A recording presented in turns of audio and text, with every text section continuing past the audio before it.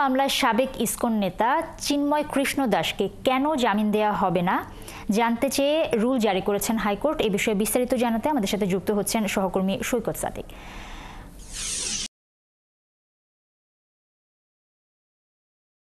যে ইসকনের যে সাবেক নেতা তিনি ছিলেন বাংলাদেশ সম্মিলিত জাগরণী জোটের মুখপত্র সনাতনী ধর্মের। সেই জোটের নেতা গত 25 নভেম্বর কিন্তু ঢাকায় গ্রেপ্তার হয়েছিলেন। সেই নেতার পক্ষে কিন্তু জামিনও চাওয়া হয়েছিল গত 12 জানুয়ারি। তো আজকে যেই শুনানিটা শুরু হয়েছিল তার হাইকোর্টের একটি বেঞ্চে, বিচারপতি আতাউর রহমান ও বিচারপতি আলী রাজার হাইকোর্ট বেঞ্চে আজকে শুনানি হয়েছে।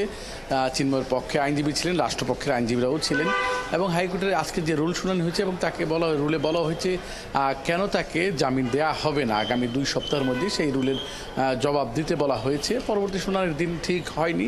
তো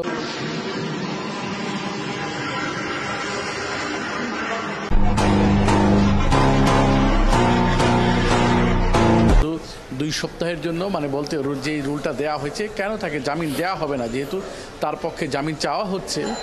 যখন তিনি গ্রেপ্তার হয়েছিলেন 25 নভেম্বর ঢাকায়, এরপর তাকে জামিন চাওয়া হলে তাকে চট্টগ্রামের নিম্ন আদালত তাকে জামিন দেননি। এরপর থেকে তিনি কারাগারে আছেন। তো তিনি ইসকনের যে নেতা তাকে সেখান থেকেও বরখাস্ত করা হয়েছে। আর সব মিলে আজকে যেটা হয়েছে যে কেন তাকে জামিন দেওয়া হবে না সেই বিষয়ে আদালত রুল দিয়েছে এবং এটাই রাষ্ট্রপক্ষের আইনজীবীরা জানিয়েছেন নুসরাত। তো পরবর্তী যখন 2 সপ্তাহ বা আইনজীবীরা যখন ডিটেলস জানাবে যে কবে নাগাদ শুনানি হবে সেই বিষয়গুলো আমরা আবার পরবর্তী জানিয়ে দিতে পারবো। তাৎক্ষণিক যখন আইনজীবী যে ব্রিফিং করেছেন বা জানিয়েছেন সে শুধু রুলের বিষয়টি জানিয়েছেন যে 2 সপ্তাহের মধ্যে কেন জামিন দেওয়া হবে না সেই রুলের বিষয়ে তাকে জবাব দিতে বলা হয়েছে। নুসরাত, এই হচ্ছিল ইসকনের সাবেক নেতা চিন্ময় কৃষ্ণ দাসের বিষয়ের তথ্য। অনেক ধন্যবাদ সৈকত আপনাকে। দর্শক, ইসকন নেতার জামিন